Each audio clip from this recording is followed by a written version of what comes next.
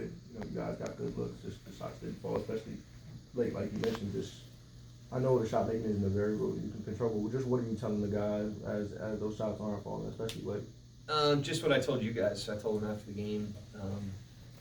If we want to be a good team, we have to have the maturity to look at that and say, man, we really executed. We need to execute like that every night to give ourselves the best chance and have the confidence in ourselves and each other that we're going to make enough of those if we execute like that. I think the lesson is more we had stuff we could control before that point that put us behind the 8 ball tonight, and that was probably why we lost that in the way that Sacramento played.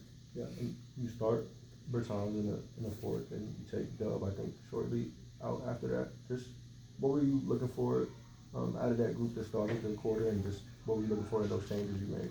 I was just, we wanted to try to win those minutes. Didn't do it in the first half. That group for Sacramento was able to extend a lead on us, so I was taking a look at something different. I thought Bertans maybe with some floor spacing would help us out. Decided to give Josh a go pretty quickly there, and just was trying to find what was best for the team. What did you see from Josh in the start of that third quarter? They obviously didn't have the business to try to cut the lead there. I thought all night he played with really good force. He had a really good balance between his aggression and his ability to get everybody else involved. I thought he defended pretty hard.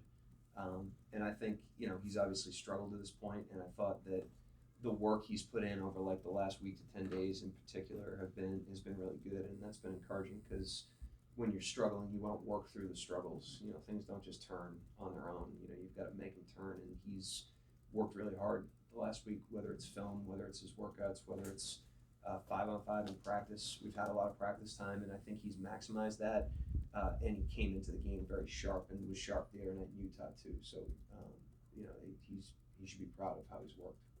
You had mentioned just some controllable things you guys could have done earlier in the game to kind of mitigate that deficit. Just was it on the defensive end that you felt like some of those controllables were standing out to you? Yeah, I mean some of the easier stuff Fox got, some of the easier stuff Sabonis got early, some of the more open threes that were us breaking down or us, just not rotating with enough urgency, closing short. Had a couple transition. It was, a number of things. There was probably 15 or 20 points that we could have made them earn more. They probably would have still gotten some of them, but like I said, if you could shave some of those down, even on a poor shooting night, you can find a way to maybe get that game. And I didn't think we gave ourselves that much chance. Anyone else? Sure, I lost one. Yep. Mark, obviously, Fox is going to generate headlines because he dropped 41, but now that you played Sabonis twice, I think he flirted with a triple-double tonight. Just what have been the challenges in defending him this season? Just his physicality around the basket as a finisher, as a rebounder, and then the fact, like I said before the game, and it showed up again tonight, he is a threat to facilitate early in the possessions, and he activates his teammates early in the possessions, and then if you do a good job on that, which is easier said than done, then he can punish you and still force help in the latter half of the possession, after he's explored his teammates, and that's why he's a really good player. Mark, just a quick follow-up on that, if I may. Just with Sabonis tonight, how much, you mentioned the controllable stuff, how much of what he did you feel was controllable?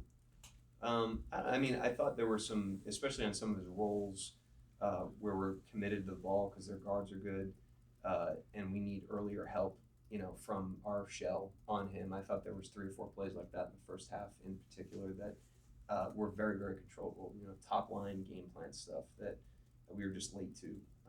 Those were disappointing. I thought we got that corrected in the second half, but we couldn't turn the shot making off.